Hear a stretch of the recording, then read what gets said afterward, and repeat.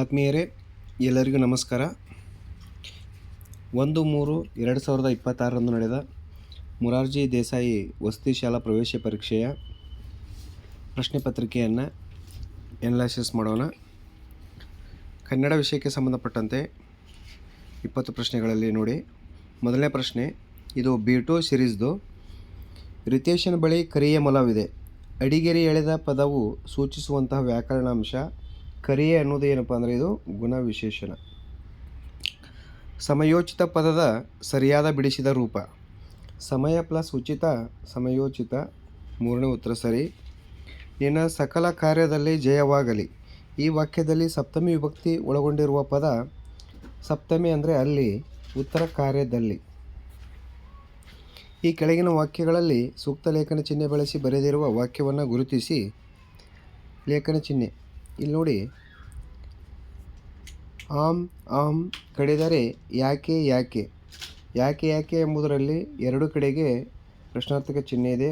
ಉತ್ತರ 3 ಸರಿ. ಕೆಳಗೆ ನೀಡಿರುವ ಪದಗಳನ್ನು ಅಕಾರಾದಿಯಾಗಿ ಬರೆಯಿರಿ. ಅಕಾರಾದಿಯಾಗಿ ಬರೆಯುವುದು ಅಂದರೆ ಅಕಾರದಿಂದ.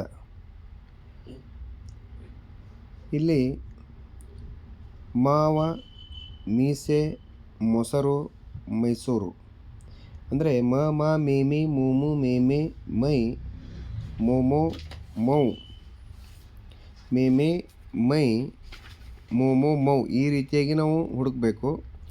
ಮಾವ, ಮೀಸೆ, ಮೈಸೂರು, ಮೊಸರು. 4ನೇ ಉತ್ತರ ಸರಿ.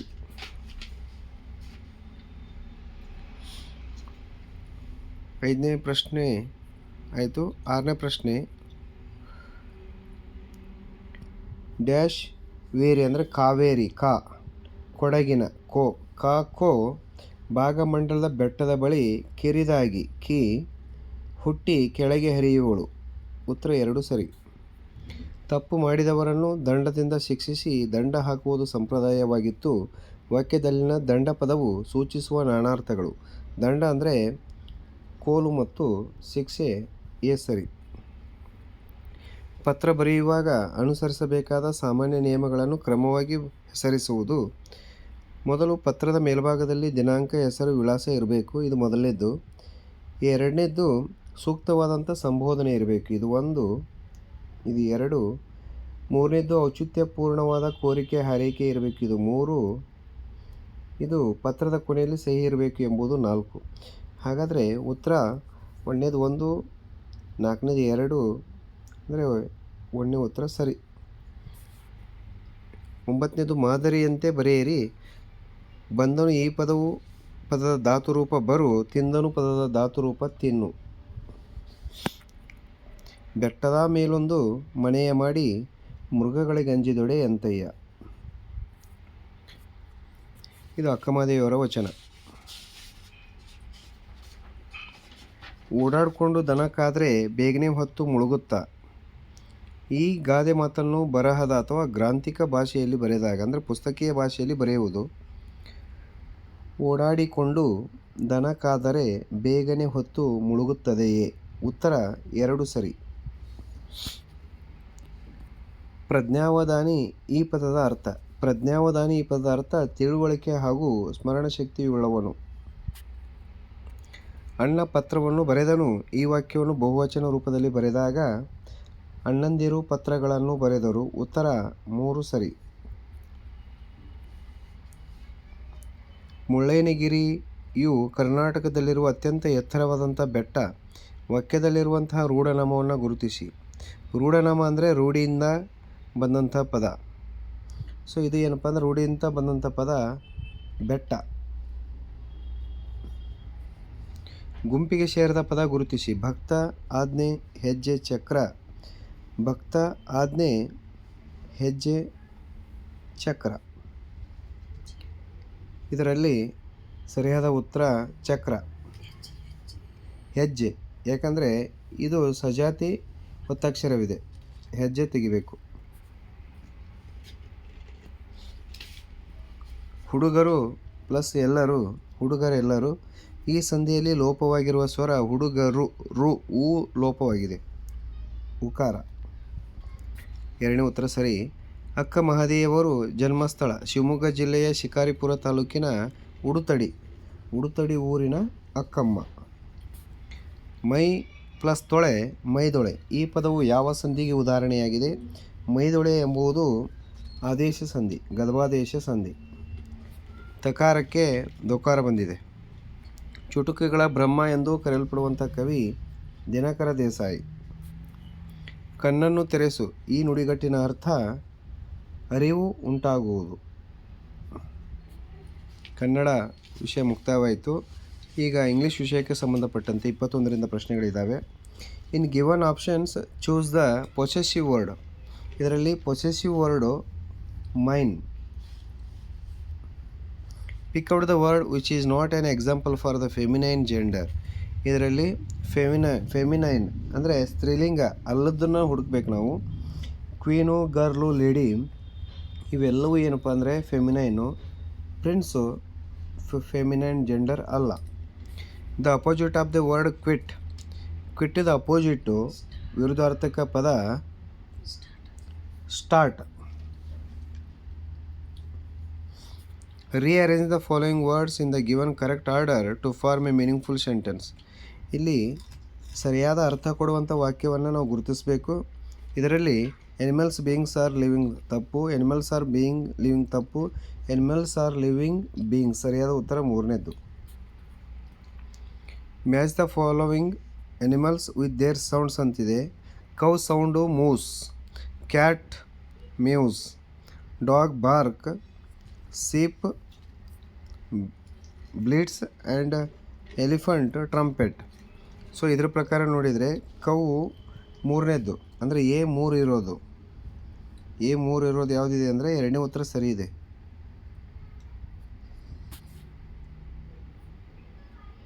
ನೆಕ್ಸ್ಟು 26ನೇ ಪ್ರಶ್ನೆ. Look at the clock and say the time. ಇದು 8:30 ಅಂದರೆ 8:30. Find the missing letters. Favourite ಬರಿಬೇಕಿಲ್ಲಿ. Favourite is third is the right answer. Pick out the words with silent letters from the list given below. ಇದರಲ್ಲಿ ಕೊಟ್ಟಿದ್ದರಲ್ಲಿ silent letter ಯಾವುದಪ್ಪ ಅಂತಂದರೆ wrong, walk, knife, knee ಏನೇ silent letter ಒಂದನೇದ್ದು. 4 ವರ್ಡ್ಗಳು silent letter ಇದ್ದಾವೆ. Write the words given below in alphabetical order. Alphabetical ಆರ್ಡರ್ದಲ್ಲಿ ನೋಡಿ ಎಮ್ ಎ ಎಲ್ಲ ಕಡೆಗಿದ್ದಾವೆ. ನೆಕ್ಸ್ಟ್ 3ನೇ ಅಕ್ಷರಗಳನ್ನ ಗುರುತಿಸ್ಬೇಕು. ಇಲ್ಲಿ ಡಿ ಇದೆ, 4ನೇ ಉತ್ತರ ನೋಡಿ. ಡಿ ಇದೆ, ಎನ್ ಇದೆ, ಆರ್ ಇದೆ, ಎಸ್ ಇದೆ. ಹಾಗಾದರೆ ಉತ್ತರ ಯಾವುದಪ್ಪ ಅಂದರೆ D. Solve the riddle. I am in the fruit group. ಹಣ್ಣು ನಾನು. I am a type of a citrus fruit. Citrus ಹಣ್ಣು. You can squeeze me to make juice ಮಾಡಲು ನನ್ನನ್ನು ಹಿಂಡುತ್ತಾರೆ. I am the same colour as my name. ನನ್ನ ಕಲರ್ದ ಹಾಗೆ ನನ್ನ ಹೆಸರಿದೆ. ಅಂದರೆ ಯಾವುದಪ್ಪ ಅಂದರೆ orange. In these sentences which sentence needs a question mark. ಪ್ರಶ್ನಾರ್ಥಕ ವಾಕ್ಯ ಯಾವುದಿದ್ರಲ್ಲಿ ನಾವು ಗುರುತಿಸಬೇಕು. ಸಿ ಈಸ್ ಗುಡ್ ಸ್ಟೂಡೆಂಟ್ ಅಲ್ಲ, ಮೈ ನೇಮ್ ಈಸ್ ಶೀಲಾ ಅಲ್ಲ, ಹೌ ಓಲ್ಡ್ ಆರ್ ಯು ಇಲ್ಲಿ ಕ್ವಶನ್ ಮಾರ್ಕ್ ಬರಬೇಕು. Third answer right. Pick out the word which does not belongs to the group. Jug, bun, put, tub. Put it's not belongs to the group. Find the relating word. ಆಫ್ಟರ್ನೂನ್ದಲ್ಲಿ ನಾವು lunch ಅಂತ ಕರಿತೀವಿ ಊಟ ಮಾಡೋದನ್ನು. Morning ಊಟ ಮಾಡೋದನ್ನು ನಾವು ತಿನ್ನೋದನ್ನು breakfast ಅಂತ ಕರಿಬೇಕು. Night dinner. The ordered large pizza for lunch. Pick out the adjective. ಇದರಲ್ಲಿ adjective large. A holy man is called a monk. A learned person is called as a scholar. ಪಂಡಿತ ಅಂತ ಕರಿತಾ ಇದ್ದೇವೆ ಅವನ್ನ. ಎರಡನೇ ಉತ್ತರ ಸರಿ. Choose the grammatical correct sentence in the option given below. Lucky tells us stories every day. Lucky is being tells ತಪ್ಪು. Lucky tells us stories every day. Lucky told us stories every day. ಮೂರನೇ ಉತ್ತರ ಸರಿ. Tells us stories every day. Lucky ಅಥವಾ Lucy not a lucky, Lucy. The best way to express gratitude is say thank you. This is the gratitude. Second one is right answer. A group of people is called as a crowd. Group of people is called crowd. Which of these words does not change in plural form? Plural ಫಾರ್ಮ್ನಲ್ಲಿ change ಮಾಡೋಕ್ಕೆ ಆಗದೇ ಇರುವಂಥದ್ದು ಯಾವುದಪ್ಪ ಅಂದರೆ ಡೀರ್ಸ್ ಅಂತ ಮಾಡ್ಬೋದು, ಫಿಶಿಶ್ ಅಂತ ಮಾಡ್ಬೋದು, ಶೀಪ್ಸ್ ಅಂತ ಮಾಡೋಕ್ಕಾಗಲ್ಲ. Sheep is the right answer. The past tense form of the word think, thought. THOUGHT. English complete ಆಯಿತು. Next mathematics. ಈ ಕೆಳಗಿನ ಸಂಖ್ಯೆಗಳನ್ನು ಇಳಿಕೆ ಕ್ರಮದಲ್ಲಿ ಬರೆಯಿರಿ. ಎಲ್ಲವೂ 5000 ಇದ್ದಾವೆ ಅಂದರೆ ನಾವು 100 ಸ್ಥಾನ ನೋಡಬೇಕು. ಇಲ್ಲಿ 400 ಇದೆ, 300 ಇದೆ, 900 ಇದೆ, 700 ಇದೆ. ಇಳಿಕೆ ಕ್ರಮ ಅಂದರೆ ಫಸ್ಟ್ ದೊಡ್ಡದು ಬರೀಬೇಕು 900, ನೆಕ್ಸ್ಟು 700, 400, 300, 700, 400, 300. ಮೊದಲನೇ ಉತ್ತರನ ಸರಿ ಇದೆ. ಎ. ಎಲ್ಲ ಸಂಖ್ಯೆಗಳ ಅಪವರ್ತನ ಸಂಖ್ಯೆ ಯಾವುದು? ಎಲ್ಲ ಸಂಖ್ಯೆಗಳ ಅಪವರ್ತನ 1. ಒಂದನೇ ಉತ್ತರ ಸರಿ. ತಂದೆಯೊಡನೆ ರಮಾಳು ಒಂದು ಅಂಗಡಿಗೆ ಹೋಗುತ್ತಾಳೆ. ಅಲ್ಲಿ ಅವಳು 3 ಸೋಪುಗಳನ್ನು ಕೊಳ್ಳುತ್ತಾಳೆ. ಪ್ರತಿ ಸೋಪಿನ ಬೆಲೆ ₹18 ಆದರೆ ರಮಾಳು ಅಂಗಡಿಯವನಿಗೆ ಎಷ್ಟು ಹಣವನ್ನು ಕೊಡಬೇಕು? ಅಂದರೆ ಒಂದು ಸೋಪಿಂದ ಕೊಟ್ಟಿದ್ದಾರೆ 18, 3 ಸೋಪಿಂದ ಅಂದರೆ ಗುಣಾಕಾರವನ್ನು ಮಾಡಬೇಕು. 18 ಮೂರಲೆ 54. ಉತ್ತರ 3 ಸರಿ. ಈ ಕೆಳಗಿನವುಗಳಲ್ಲಿ ಯಾವುದರ ಪ್ರತಿಬಿಂಬ ಮೂಲ ಪದದಂತೆ ಇರುವುದಿಲ್ಲ? ಮೂಲ ಪದದಂತೆ ಕಾಣಬೇಕು, ಆದರೆ ಮೂಲ ಪದದಂತೆ ಕಾಣದಿರುವಂತಹ ಬಿಂಬ ಯಾವುದು ಅಂತ ಕೇಳ್ತಾ ಇದ್ದಾರೆ. ಪದದಂತೆ ಇರುವುದಿಲ್ಲ. ಬಿಂಬ ಮೂಲ ಪದದಂತೆ ಇರಲಾರದ ಬಿಂಬ DAD ಅಂತೂ ಮೂಲ ಪದದಂತೆ ಕಾಣುತ್ತೆ. ಮಾಮ್ ಕಾಣುತ್ತೆ, EVE ಕಾಣಿಸುತ್ತೆ, ದಟ್ ಕಾಣಲ್ಲ. ಸೊ ಇದು ಕಾಣಲ್ಲ. ಹಾಗಾದ್ರೆ ಉತ್ತರ ಯಾವುದು? ಎರಡನೇ ಉತ್ತರ ಸರಿ. ಈ ಕೆಳಗಿನಲ್ಲಿ ಯಾವುದು ತ್ರಿಭುಜ ಸಂಖ್ಯೆ ಎಲ್ಲ? ತ್ರಿಭುಜ ಸಂಖ್ಯೆ ಎಲ್ಲದನ್ನು ಗುರುತಿಸಬೇಕು. ಮೊದಲ ತ್ರಿಭುಜ ಸಂಖ್ಯೆ 3, ಇದು ತ್ರಿಭುಜ ಸಂಖ್ಯೆ ಇದೆ. ಎರಡನೇ ತ್ರಿಭುಜ ಸಂಖ್ಯೆ 6 ಇದೆ. ಮೂರನೇ ತ್ರಿಭುಜ ಸಂಖ್ಯೆ 10 ಇದೆ. ಬಟ್ ತ್ರಿಭುಜ ಸಂಖ್ಯೆ ಎಲ್ಲದ್ದು 5ನೇದ್ದು. ಹಾಗಾದ್ರೆ ಉತ್ತರ ಸರಿ ಯಾವುದು? ಎರಡನೇ ಉತ್ತರ ಸರಿ. ನೆಕ್ಸ್ಟು 46ನೇ ಪ್ರಶ್ನೆ. ಒಂದು ಪುಸ್ತಕದ ಅಂಗಡಿಯಲ್ಲಿ ಲಭ್ಯವಿರುವಂಥ ಪುಸ್ತಕಗಳ ದರಪಟ್ಟಿ ಹೀಗಿದೆ. ₹7 ಒಗಟಿನ ಪುಸ್ತಕ, ಪಂಚತಂತ್ರ ಕಥೆಗಳು 14, ಮೋಜಿನ ಕಥೆಗಳು ₹5.50 ಇದೆ. ರವಿ ಪುಸ್ತಕದ ಅಂಗಡಿಯಿಂದ ಈ 3 ಪುಸ್ತಕಗಳನ್ನು ಕೊಳ್ಳುತ್ತಾನೆ. ಅವನು ಅಂಗಡಿಯವನಿಗೆ ಕೊಡಬೇಕಾದ ಒಟ್ಟು ಹಣವೆಷ್ಟು? ಅಂದರೆ ಈ 3 ಪುಸ್ತಕದ ಬೆಲೆಯನ್ನು ಎಷ್ಟಾಗ್ತದೆ ಕೂಡಿಸಿ ಹೇಳಬೇಕು. 14, 7, 21.5 ಆಯಿತು. 21.5, 22, 5, ₹27 ಅಂದರೆ 3ನೇ ಉತ್ತರ ಸರಿ. ಕೆಳಗಿನ ಭಿನ್ನರಾಶಿಗಳನ್ನು ಸುಲಭ ರೂಪದಲ್ಲಿ ಬರೆಯಿರಿ. 8/16 ಅಥವಾ 16ನೇ 8, 24/72. ಇದನ್ನು ಕನಿಷ್ಠ ರೂಪದಲ್ಲಿ ಮಾಡಬೇಕು. 8 ಅಂದರೆ 8 ಎರಡಲೇ 1/2 ಹುಡುಕಬೇಕು. ಇದರಲ್ಲಿ 1/2 ಯಾವುದಿದೆ? ಸೊ ಇದು ಇದೆ 1/2. ನೆಕ್ಸ್ಟ್ ನೋಡೋಣ. 24/72 ಇದ್ದು. 24 ಅಂದರೆ 24 3 72. ಉತ್ತರ 1/3 ಅಂದರೆ ಎರಡನೇ ಉತ್ತರ ಸರಿ. 600 ಸೆಂಟಿಮೀಟ್ರ್ ಮೀಟ್ರಿಗೆ ಪರಿವರ್ತಿಸಿದಾಗ 1 ಮೀಟ್ರ್ ಅಂದರೆ 100 ಸೆಂಟಿಮೀಟರ್. 600 ಸೆಂಟಿಮೀಟ್ರಪ್ಪ ಅಂತಂದರೆ ಎಷ್ಟು ಮೀಟ್ರ್ ಆಗ್ತದೆ? 60.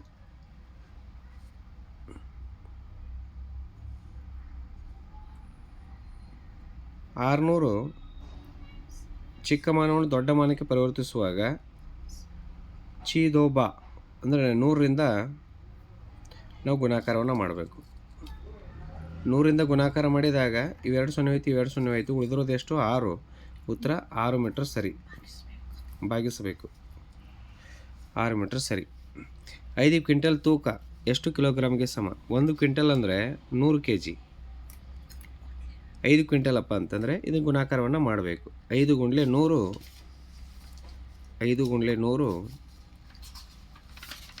500. 500 ಅಂದರೆ 500 ಕಿಲೋಗ್ರಾಮ್ ಮುಂದೆ ಮಾನವನ್ನು ಬರಿಬೇಕು. 6457ರಲ್ಲಿ 4ರ ಸ್ಥಾನ ಬೆಲೆ ಮತ್ತು ಮುಖಬೆಲೆಯ ವ್ಯತ್ಯಾಸ ಎಷ್ಟು? ವ್ಯತ್ಯಾಸ ಅಂದರೆ ಕಳೆಯುವುದು. ಇಲ್ಲಿ ನೋಡಿ 4ರ ಸ್ಥಾನ ಬಿಡಿ 100 ಸ್ಥಾನದಲ್ಲಿದೆ ಅಂದರೆ ಅದರ ಸ್ಥಾನ ಬೆಲೆ 400. ಅದರ ಮುಖಬೆಲೆ 4. ಇವು ಕಳೆದಾಗ ಎಷ್ಟು ಬರುತ್ತೆ? 396. 396 ಎ ಉತ್ತರ ಸರಿ. ನೆಕ್ಸ್ಟ್ ಕೊಟ್ಟಿದ್ದಾರೆ, ಕೆಳಗೆ ನೀಡಿದ ಆಕೃತಿಯ ಸುತ್ತಳತೆ ಕಂಡುಹಿಡಿಯಿರಿ ಅಂತ. ಇಲ್ಲಿ ಸುತ್ತಳತೆ 4 ಸೆಂಟಿಮೀಟರ್, 3 ಸೆಂಟಿಮೀಟರ್, 7 ಸೆಂಟಿಮೀಟರ್, 5 ಸೆಂಟಿಮೀಟರ್. ಇದೊಂದು ಶತ್ರುಭುಜ. ಇವನು ಕೂಡಿಸ್ತಾ ಹೋಗಬೇಕು. 4 3 7, 7 7 14, 14 5 19. 19 ಉತ್ತರ ಯಾವುದಿದೆ? 2ನೇ ಉತ್ತರ ಸರಿ ಇದೆ. ಸುತ್ತಳತೆ ಅಂದರೆ ಒಂದು ಆಕೃತಿಯ ಅಂಚಿನ ಒಟ್ಟು ಉದ್ದವನ್ನು ನಾವು ಕೂಡಿಸ್ಬೇಕು. 12,056 12ರಿಂದ ಭಾಗಿಸಿದಾಗ ಬರುವ ಭಾಗಲಬ್ಧ ಮತ್ತು ಶೇಷ ಎಷ್ಟು ಅಂತ ಕೇಳಿದ್ದಾರೆ. ನೋಡಿ, 12,000 ನಾವು ಭಾಗಾಕಾರವನ್ನು ಮಾಡಬಹುದು. ಭಾಗಾಕಾರವನ್ನು ಮಾಡಿ 12,056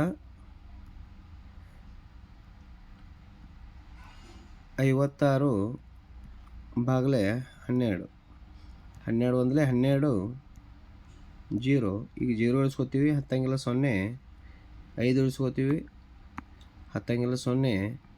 6 ಇಳಿಸ್ಕೋತೀವಿ.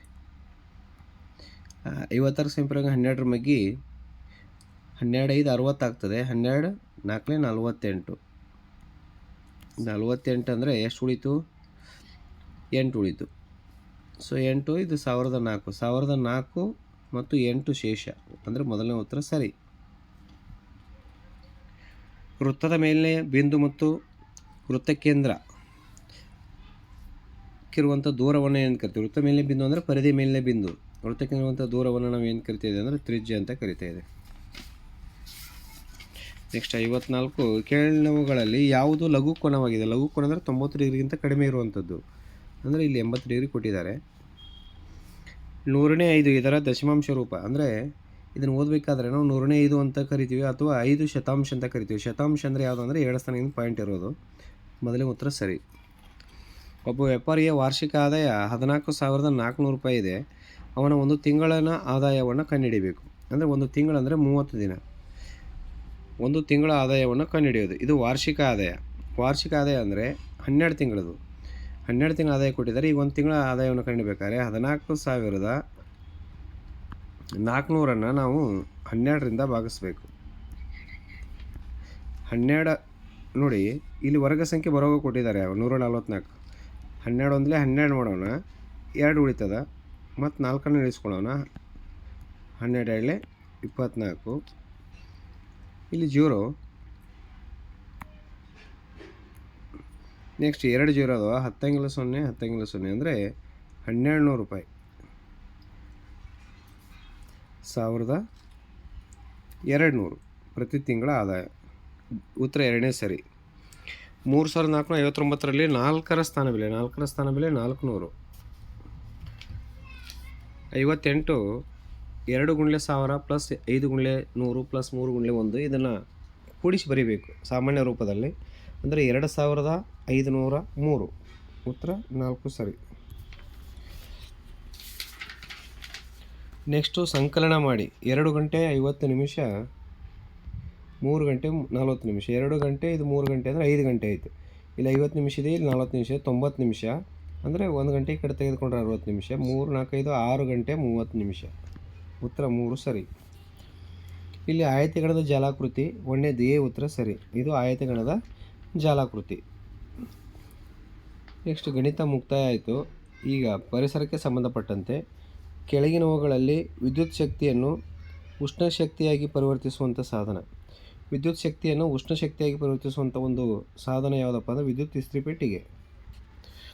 ಇಂಗುಗುಂಡಿಗಳನ್ನು ನಿರ್ಮಿಸುವಂತಹ ಮುಖ್ಯ ಉದ್ದೇಶ ಏನಪ್ಪ ಅಂತಂದರೆ ಅಂತರ್ಜಲವನ್ನು ಮರುಪೂರ್ಣಗೊಳಿಸುವ ಸಲುವಾಗಿ ಇಂಗುಗುಂಡಿಗಳನ್ನು ನಿರ್ಮಾಣ ಮಾಡುವಂಥದ್ದು. ಹೇಳಿಕೆ, ಇಲ್ಲಿ ಹೇಳಿಕೆ ಕೊಟ್ಟಿದ್ದಾರೆ. ಬದಲಿ ಇಂಧನಗಳಾದ ಸೌರಶಕ್ತಿ, ಜಲಶಕ್ತಿ, ಪವನಶಕ್ತಿ ವಾಯು ಮಾಲಿನ್ಯವನ್ನು ತಡೆಗಟ್ಟಬಹುದು ಬಳಸುವುದರಿಂದ. ಹೌದು, ನಗರೀಕರಣದಿಂದಾಗಿ ವಾಯುಮಾಲಿನ್ಯ ಕಡಿಮೆಯಾಗುತ್ತದೆ. ತಪ್ಪು. ಹಾಗಾದರೆ ಮೊದಲನೇ ಉತ್ತರ ಹೇಳಿಕೆ ಎ ಸರಿ, ಹೇಳಿಕೆ ಬಿ ಏನಪ್ಪ ಅಂದರೆ ತಪ್ಪು. ಒಂದನೇ ಉತ್ತರನ ಸರಿ. ಹೇಳಿಕೆ ಎ ಹೇಳ್ತದ ಅರಣ್ಯಗಳು ನವೀಕರಿಸಬಹುದಾದ ಸಂಪನ್ಮೂಲಗಳು. ಹೌದು, ಅರಣ್ಯೀಕರಣದಿಂದಾಗಿ ಅನೇಕ ಸಂಪನ್ಮೂಲಗಳು ಸಂರಕ್ಷಣೆಯಾಗಿವೆ. ಸಂಪನ್ಮೂಲಗಳು ಅರಣ್ಯೀಕರಣದಿಂದಾಗಿ ಸಂಪನ್ಮೂಲ. ಎರಡೂ ಉತ್ತರ ಸರಿ ಇದೆ. ಹೇಳಿಕೆ ಸರಿ, ಮತ್ತು ಈ ಹೇಳಿಕೆ 2 ಸರಿಯಾಗಿದೆ, ಅಂದರೆ ಉತ್ತರ ಡಿ ಸರಿ. ಈ ಕೆಳಗಿನವುಗಳಲ್ಲಿ ಯಾವುದು ಬದಲಾದ ಆಧುನಿಕ ಆಹಾರ ಅಭ್ಯಾಸದಿಂದ ಉಂಟಾಗುವ ಪರಿಣಾಮಗಳಾಗಿವೆ? ಏನು ತೊಂದರೆ ಆಗಿದೆ ಅಂತ. ಜನರು ಸುಲಭವಾಗಿ ರೋಗಗಳಿಗೆ ತುತ್ತಾಗುತ್ತಾರೆ. ಹೌದು. ಜನರ ಆರೋಗ್ಯ ಉತ್ತಮವಾಗಿದೆ. ಇದು ತಪ್ಪು. ಅಂದರೆ ಎ ಮಾತ್ರ ಸರಿ, ಬಿ ತಪ್ಪು. ಮೂರನೇದನ್ನು ಕೊಟ್ಟಿದ್ದಾರೆ. ಮಸಾಲೆಯುಕ್ತ ಆಹಾರ ಮತ್ತು ಜಂಕ್ ಫುಡ್ಗಳು ಬೊಜ್ಜಿನ ಸಮಸ್ಯೆ ಹೆಚ್ಚಾಗುವಂತೆ ಮಾಡುತ್ತವೆ. ಹೌದು. ಎ ಮತ್ತು ಸಿ ಸರಿ, ಬಿ ತಪ್ಪು. ಎ ಮತ್ತು ಸಿ ಸರಿ, ಬಿ ತಪ್ಪು. ಉತ್ತರ 2ನೇ ಸರಿ. ನೆಕ್ಸ್ಟ್ 66. ಕೆಳಗಿನವುಗಳಲ್ಲಿ ಯಾವುದು ದ್ರವ್ಯದ ಲಕ್ಷಣವಲ್ಲ? ನೋಡಿ, ದ್ರವ್ಯದ ಲಕ್ಷಣ ಅಲ್ಲದ್ದು ಹೇಳಬೇಕು. ಎಲ್ಲ ದ್ರವ್ಯಗಳು ಸ್ಥಳವನ್ನು ಆಕ್ರಮಿಸುತ್ತವೆ. ಇದು ದ್ರವ್ಯದ ಲಕ್ಷಣ. ಎಲ್ಲ ದ್ರವ್ಯಗಳು ಅಥವಾ ಪದಾರ್ಥಗಳು ಆಕಾರವನ್ನು ಹೊಂದಿವೆ. ಎಲ್ಲವೂ ಹೊಂದಿಲ್ಲ ಆಕಾರವನ್ನು. ಎಲ್ಲವೂ ಆಕಾರವನ್ನು ಹೊಂದಿಲ್ಲ. ಇದನ್ನು ಪಾಯಿಂಟ್ ಔಟ್ ಮಾಡ್ಕೊಳ್ಳೋಣ. ಮುಂದೆ ಹೋದೋಣ. ಎಲ್ಲ ದ್ರವ್ಯಗಳು ಕಣಗಳಿಂದಾಗಿವೆ. ಸರಿ. ಎಲ್ಲ ದ್ರವ್ಯಗಳು ಪದಾರ್ಥಗಳ ದ್ರವ್ಯರಾಶಿ ಇದೆ. ಹೌದು. ಇದು ಉತ್ತರ 2ನೇದು ಹಾಕಬೇಕು ನಾವು. ವಿದ್ಯುತ್ ಕೋಶದಲ್ಲಿ ಯಾವ ಶಕ್ತಿಯು ವಿದ್ಯುತ್ ಶಕ್ತಿಯಾಗಿ ಪರಿವರ್ತನೆ ಆಗುತ್ತೆ ಅಂದರೆ ವಿದ್ಯುತ್ ಕೋಶದಲ್ಲಿರುವಂಥ ಶಕ್ತಿ ರಾಸಾಯನಿಕ ಶಕ್ತಿ. ಉತ್ತರ 1. ಈ ಕೆಳಗಿನ ಯಾವ ಲಕ್ಷಣಗಳು ಮಂಗಳ ಗ್ರಹಕ್ಕೆ ಸಂಬಂಧಿಸಿಲ್ಲ? ಮಂಗಳ ಗ್ರಹದ ಬಗ್ಗೆ ಇಲ್ಲಿ ನಾವು ಅಂಶಗಳು ನೋಡಬೇಕು. ಕಬ್ಬಿಣದ ಆಕ್ಸೈಡ್ ಮತ್ತು ಕೆಂಪು ಮಣ್ಣುಗಳಿಂದ ಆಗಿದೆ. ಹೌದು. ಇದು ಒಂದು ಮರುಭೂಮಿಯಂತೆ ಕಾಣ್ತಿದೆ. ಹೌದು. ಇದು ಸೂರ್ಯನಿಂದ 4ನೇ ಗ್ರಹ. ಭೂ ಮಂಗ್. ಹೌದು. 4ನೇ ಗ್ರಹ. ಇದು ಅನೇಕ ತೆಳುವಾದ ಉಂಗುರಗಳನ್ನು ಹೊಂದಿದೆ. ಇದು ಉಂಗುರವನ್ನು ಹೊಂದಿಲ್ಲ. ಹಾಗಾದರೆ ಉತ್ತರವನ್ನು ಯಾವ್ದು ಹಾಕಬೇಕು? ನಾವು 4ನೇ ಉತ್ತರವನ್ನು ಹಾಕಬೇಕು. ಹೊಂದಿಸಿ ಬರೆಯಿರಿ. ಆಕ್ಸಿಜನ್ ಅಥವಾ ಆಮ್ಲಜನಕ 21%. 1ನೇ ಉತ್ತರ. ಎ ಉತ್ತರ 5ನೇದು. ಎ ಉತ್ತರ 5ನೇದು ಅಂದರೆ 4ನೇದಿದೆ ಮತ್ತು 2ನೇದಿದೆ, 3ನೇದಿದೆ. ಇವುಗಳು ನೋಡ್ತಾ ಹೋಗಬೇಕು. ನೆಕ್ಸ್ಟ್ ಇಂಗಾಲ ಡೈಆಕ್ಸೈಡ್ ಎಷ್ಟಿದೆ? 0.04. ಅಂದರೆ ಬಿ ಉತ್ತರ 3. ಬಿ ಉತ್ತರ 3 ಇರೋದು ಇಲ್ಲಿದೆ. ಹಾಗಾದರೆ ಉತ್ತರ ಯಾವುದಪ್ಪ ಅಂದರೆ ನಮ್ಮದು 3ನೇದು ಸರಿ. ಮುಂದೆ ನೋಡುವಂಥ ಅವಶ್ಯಕತೆ ಇಲ್ಲ. ಈ ಕೆಳಗಿನವುಗಳಲ್ಲಿ ಸಸ್ಯಗಳು ಆಹಾರ ತಯಾರಿಸಲು ಬೇಕಾದ ಅಂಶಗಳು. ಸಸ್ಯಗಳು ಆಹಾರ ತಯಾರಿಸೋಕೆ ಏನು ಬೇಕಪ್ಪ ಅಂದರೆ ಸೂರ್ಯನ ಬೆಳಕು ಬೇಕು, ಇಂಗಾಲ ಡೈಆಕ್ಸೈಡ್ ಬೇಕು, ನೀರು ಮತ್ತು ಲವಣಗಳು ಬೇಕು, ಪತ್ರ ಹರಿತು ಬೇಕು. ಹಾಗಾದರೆ ಈ 4 ಬೇಕು. ಮೇಲಿನ ಎಲ್ಲವೂ ಸರಿ ಉತ್ತರ. ಓಕೆ, 4ನೇ ಉತ್ತರಕ್ಕೆ ಹಾಕಬೇಕು. ಮೇಲ್ಮಣ್ಣು ನಾಶವಾಗುವಂಥ ಸಂದರ್ಭ ಜೋರಾಗಿ ಗಾಳಿ ಬೀಸಿದಾಗ, ಕಟ್ಟಡ ನಿರ್ಮಿಸುವಾಗ, ಗಿಡ ನೆಡುವಾಗ, ವ್ಯವಸಾಯ ಮಾಡುವಾಗ. ಜೋರಾಗಿ ಗಾಳಿ ಬೀಸಿದಾಗ ಮೇಲ್ಮಣ್ಣು ನಾಶವಾಗುತ್ತದೆ. ಈ ಕೆಳಗಿನವುಗಳಲ್ಲಿ ಏಕವಾರ್ಷಿಕ ಸಸ್ಯ ಯಾವುದು? ಏಕವಾರ್ಷಿಕ ಅಂದರೆ ಒಂದೇ ವರ್ಷದಲ್ಲಿ ಬೆಳೆದು ಒಣಗುವಂಥ ಸಸ್ಯ, ಫಲ ಕೊಟ್ಟು. ಅದರಲ್ಲಿ ಹತ್ತಿ, ಕಬ್ಬು, ಗಜ್ಜರಿ, ಶುಂಠಿ. ಇಲ್ಲಿ ಉತ್ತರ ಹತ್ತಿ. ಸಾಗರದ ಅಲೆಗಳಿಂದ ಉತ್ಪತ್ತಿಯಾಗುವಂಥ ಶಕ್ತಿಯನ್ನು ನಾವು ಭರತ ಶಕ್ತಿ ಅಂತ ಕರಿತಾ ಇದ್ದೇವೆ. 4ನೇ ಉತ್ತರ ಸರಿ. ಈ ಕೆಳಗಿನ ಯಾವ ಚಟುವಟಿಕೆಗಳಲ್ಲಿ ಕೆಲಸ ನಡೆಯೋದಿಲ್ಲ? ಗಿಡಗಳಿಗೆ ನೀರು ಹಾಕೋದು ನಡೆದಿದೆ, ಬೆಂಚುಗಳನ್ನು ಜೋಡಿಸೋದು ನಡೆದಿದೆ, ಬಾವಿಯಿಂದ ನೀರು ಸೇದುವುದು ನಡೆದಿದೆ, ಗೋಡೆಯನ್ನು ತಳ್ಳುವುದು ಇಲ್ಲಿ ಕೆಲಸ ನಡೆದಿಲ್ಲ. ಹಾಗಾದರೆ ಉತ್ತರ 4ನೇ ಉತ್ತರ ಸರಿ. ನೀರಿನಲ್ಲಿ ಹೈಡ್ರೋಜನ್ ಮತ್ತು ಆಕ್ಸಿಜನ್ಗಳ ಪ್ರಮಾಣ. ನೀರು ಹೈಡ್ರೋಜನ್ ಮತ್ತು ಆಕ್ಸಿಜನ್ಗಳಿಂದ ಆಗಿದೆ. H2 ಅಂತ ಕರಿತೀವಿ. ಅಂದರೆ 2:1. ಉತ್ತರ 3 ಸರಿ. ಈ ಕೆಳಗಿನ ಯಾವ ಗ್ರಹ ಒಂದು ದಿನದ ಅವಧಿ 1 ವರ್ಷಕ್ಕಿಂತ ಹೆಚ್ಚಾಗಿರುತ್ತದೆ? ಶುಕ್ರ ಗ್ರಹ. ಉತ್ಪತ್ತನ ಹೊಂದುವ ವಸ್ತುವಿಗೆ ಉದಾಹರಣೆ ನ್ಯಾಫ್ಥಲಿನ್ ಬಾಲ್ಗಳು. ಒಂದು ಘಟಕದ ಪರಿಮಾಣವು ಒಳಗೊಂಡಿರುವಂತಹ ದ್ರವ್ಯರಾಶಿಯ ಪ್ರಮಾಣವನ್ನು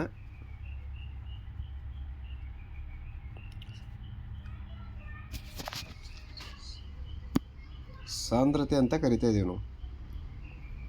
ಸಾಂದ್ರತೆ, ಡೆನ್ಸಿಟಿ. ಶುದ್ಧ ನೀರಿಗೆ ಬಣ್ಣ, ವಾಸನೆ ಮತ್ತು ರುಚಿ ಇರುವುದಿಲ್ಲ. ಇದಕ್ಕೆ ಕಾರಣ ಶುದ್ಧವಾದಂಥ ನೀರಿನಲ್ಲಿ ಏನೂ ಕರಗಿರಲ್ಲ ಅಂತ ಉತ್ತರ ಬರಬೇಕು. ನೀರು ದ್ರವ ರೂಪದಲ್ಲಿರುವುದರಿಂದ ಇದು ಅದಕ್ಕೆ ಸರಿಯಾದ ಉತ್ತರ ಅಲ್ಲ. ನೀರಿನಲ್ಲಿ ವಿಲೀನವಾಗಿರುವ ಲವಣ ಮತ್ತು ಖನಿಜ ಅಂಶಗಳಿಂದ ಇದು ಉತ್ತರ ಸಮಂಜಸ ಅಲ್ಲ. ನೀರು ಹರಿಯುವುದರಿಂದ ಇದು ಸಮಂಜಸ ಅಲ್ಲ. ನೀರು ಸ್ಥಳವನ್ನು ಆಕ್ರಮಿಸುವುದರಿಂದ ಇದು ಸಮಂಜಸ ಅಲ್ಲ. ಇದಕ್ಕೊಂದು ಬೋನಸ್ ಅಂಕವನ್ನು ಬರಬಹುದು. ಅಕ್ಕಿಯ ಹೊರ ಮೇಲ್ಮೈಯಲ್ಲಿ ವಿಫಲವಾಗಿರುವಂಥ ಜೀವಸತ್ವ ವಿಟಮಿನ್ ಬಿ. ಪಶ್ಚಿಮ ಮತ್ತು ಪೂರ್ವ ಘಟ್ಟಗಳು ಸಂಧಿಸುವಂಥ ಸ್ಥಳದಲ್ಲಿ ನೀಲಗಿರಿ ಬೆಟ್ಟದಲ್ಲಿರುವಂಥ ಪ್ರಸಿದ್ಧ ಗಿರಿಧಾಮಗಳು. ನೀಲಗಿರಿ ಬೆಟ್ಟದಲ್ಲಿ ಕಂಡುಬರುವಂಥ ಪ್ರಸಿದ್ಧವಾದಂಥ ಗಿರಿಧಾಮಗಳು ಊಟಿ, ಉದಕಮಂಡಲ್. ಕರ್ನಾಟಕದ ರಾಜ್ಯ ಪ್ರಾಣಿ. ನಮ್ಮ ದೇಶದ ಪ್ರಾಣಿ ಹುಲಿ. ಅದೇ ಏನಪ್ಪ ಅಂದರೆ ಕರ್ನಾಟಕದ ರಾಜ್ಯ ಪ್ರಾಣಿ. ಸಮುದ್ರದ ಆಳದಲ್ಲಿ ಸಂಚರಿಸುವಂಥ ನೌಕೆ ಸಬ್ಮೆರಿನ್.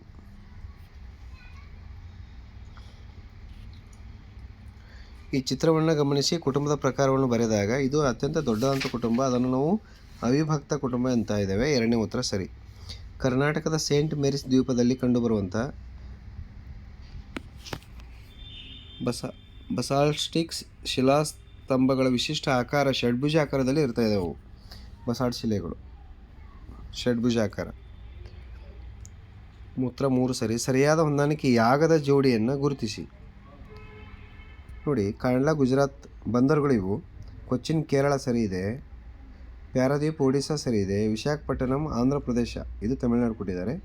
ಇದು ಉತ್ತರ ತಪ್ಪು. ಹೀಗಾಗಿ 4ನೇ ಉತ್ತರವನ್ನು ನಾವು ಹಾಕಬೇಕು. ಇಸ್ರೋದ ವಿಸ್ತೃತ ರೂಪ Indian space research organisation. Indian space research organisation. ಉತ್ತರ 3 ಸರಿ.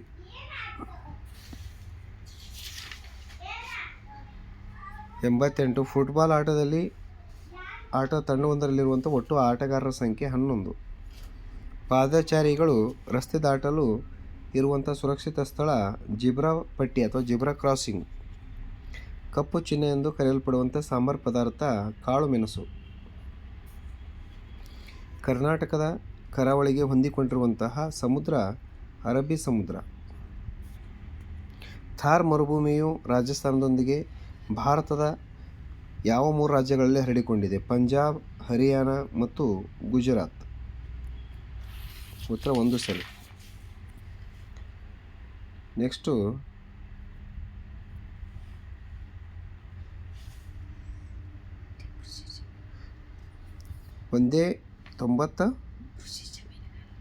ಒಂದೇ ಕೃಷಿ ಜಮೀನಿನಲ್ಲಿ ವರ್ಷವೊಂದಕ್ಕೆ 2ರಿಂದ 3 ಬೆಳೆಗಳನ್ನು ಬೆಳೆಯುವುದಕ್ಕೆ ಏನೆಂದು ಕರೆಯುತ್ತಾರೆ? ಅದನ್ನು ನಾವು ಸಾಂದ್ರ ಬೇಸಾಯ ಅಂತ ಕರಿತೇವೆ. 1ನೇ ಉತ್ತರ ಸರಿ. ಈ ಕೆಳಗಿನ ವಂಶವೃಕ್ಷವನ್ನು ಗಮನಿಸಿ ಕೀರ್ತನ ಮತ್ತು ರಾಜುವಿಗಿರುವಂಥ ಸಂಬಂಧವನ್ನು ಗುರುತಿಸಿ. ನೋಡಿ, ರಾಜು ಎಲ್ಲಿದ್ದಾರೆ? ಇಲ್ಲಿದ್ದಾರೆ. ಕೀರ್ತನೆ ಇಲ್ಲಿದ್ದಾರೆ. ರಾಜು ಮತ್ತು ರಮ್ಯಾನ ಮಗಳು ಸುಮಾನ್ ಮದುವೆ ಮಾಡಿ ಶರಣ್ಯ ಗಂಡ. ಅವರಿಬ್ಬರು ಮಕ್ಕಳು ಯಾರಪ್ಪ ಅಂದ್ರೆ ಕಿರಣ್ ಮತ್ತು ಕೀರ್ತನ. ಹಾಗಾದರೆ ರಾಜುವಿಗೆ ಕೀರ್ತನೆ ಏನಾಗಬೇಕಂದ್ರೆ ಮೊಮ್ಮಗಳು, ಅಜ್ಜ ಮತ್ತು ಮೊಮ್ಮಗಳು. ಉತ್ತರ 1 ಸರಿ. 95. ನೀವು ನಗರದಲ್ಲಿ ವಾಸಿಸುತ್ತಿದ್ದರೆ ನೀವು ಎದುರಿಸದ ಒಂದು ಸಮಸ್ಯೆ. ಅಲ್ಲಿ ಕಸದ ಸಮಸ್ಯೆ ಇದೆ, ವಿಲೇವಾರಿ. ಟ್ರಾಫಿಕ್ ಸಮಸ್ಯೆ ಇದೆ, ಕೊಳಚೆ ಪ್ರದೇಶಗಳ ಸಮಸ್ಯೆ ಇದೆ. ಅಲ್ಲಿ ಎದುರಿಸಲಾರದಂಥ ಸಮಸ್ಯೆ ಏನಪ್ಪ? ಸ್ವಚ್ಛ ಮತ್ತು ಸುಂದರ ಪರಿಸರ. ಈ ಉತ್ತರವನ್ನು ನಾವು ರೈಟ್ ಹಾಕಬೇಕು. ಈ ಉತ್ತರವನ್ನು 4ನೇ ಉತ್ತರ ಸರಿ. ಅವ್ರ ಪ್ರಶ್ನೆ ಕೇಳಿದ್ದಕ್ಕೆ. ಚಂಡೀಗಢ ಈ ಕೆಳಗಿನ ಯಾವ 2 ರಾಜ್ಯಗಳ ರಾಜಧಾನಿಯಾಗಿದೆ? ಪಂಜಾಬ್ ಮತ್ತು ಹರಿಯಾಣದ ರಾಜಧಾನಿ ಚಂಡೀಗಢ. 3 ಕಡೆ ನೀರಿದ್ದು 1 ಕಡೆ ಭೂಭಾಗವಿರುವುದನ್ನು ನಾವು 3 ಕಡೆ ನೀರು ಅದನ್ನು ನಾವು ಪರ್ಯಾಯ ದ್ವೀಪ ಅಂತ ಕರಿತಾಯಿದೆ. ಉತ್ತರ 2 ಸರಿ. ಈ ಕೆಳಗಿನ ಯಾವ ಹೇಳಿಕೆಗಳು ಗ್ರಾಮೀಣ ಅಭಿವೃದ್ಧಿಗೆ ಸಂಬಂಧಿಸಿವೆ? ಗ್ರಾಮೀಣ ಅಭಿವೃದ್ಧಿಗೆ ಸಂಬಂಧಿಸಿರುವಂಥ ಹೇಳಿಕೆ ನೋಡಿ. ಗ್ರಾಮೀಣ ವಿದ್ಯಾವಂತ ಯುವಜನರಿಗೆ ಸ್ವಂತ ಉದ್ಯೋಗಕ್ಕಾಗಿ ರೋಜ್ಗಾರ್ ಯೋಜನೆ ಮತ್ತು ಜವಾಹರ್ ಗ್ರಾಮ ಸಮೃದ್ಧಿ ಯೋಜನೆಗಳು ಇದ್ದಾವೆ. ಗಂಡು ಮಕ್ಕಳ ಉತ್ತಮ ಭವಿಷ್ಯಕ್ಕಾಗಿ ಭಾಗ್ಯಲಕ್ಷ್ಮಿ ಯೋಜನೆ ಇದು ಇಲ್ಲ, ಹೆಣ್ಣುಮಕ್ಕಳಿಗಾಗಿದೆ. ಇದು ಜಲ ಜೀವನ್ ಮಿಷನ್ ಅಡಿಯಲ್ಲಿ ಪ್ರತಿ ಮನೆಗೆ ಕುಡಿಯುವ ನೀರಿನ ಪೂರೈಕೆ ಇದೆ. ಸರಿ. ಎ ಮತ್ತು ಸಿ ಸರಿಯಾದ ಉತ್ತರ. ಉತ್ತರ 2ನೇ ಸರಿ. 99. ಕುತುಬ್ ಮಿನಾರ್ ಎಲ್ಲಿದೆ? ಇರುವಂಥ ಸ್ಥಳ ದೆಹಲಿ. ಈ ಕೆಳಕಂಡ ಕರ್ನಾಟಕದ ಯಾವ ಜಿಲ್ಲೆಯು ಕರಾವಳಿ ಪ್ರದೇಶಕ್ಕೆ ಸೇರುವುದಿಲ್ಲ? ಉತ್ತರ ಕನ್ನಡ ಕರಾವಳಿ ಪ್ರದೇಶ, ದಕ್ಷಿಣ ಕನ್ನಡ ಕರಾವಳಿ ಪ್ರದೇಶ, ಉಡುಪಿ ಕರಾವಳಿ ಪ್ರದೇಶ. ಕರಾವಳಿ ಪ್ರದೇಶಕ್ಕೆ ಸೇರಾದಂತಹ ಒಂದು ಜಿಲ್ಲೆ ಶಿವಮೊಗ್ಗ. ಉತ್ತರವನ್ನು 2ನೇದು ಹಾಕಬೇಕು. ಇಲ್ಲಿ 100 ಪ್ರಶ್ನೆಗಳು ಮುಕ್ತಾಯವಾಯಿತು. ವೀಕ್ಷಿಸಿದ್ದಕ್ಕಾಗಿ ಎಲ್ಲರಿಗೂ ತುಂಬ ಹೃದಯದ ಧನ್ಯವಾದಗಳು.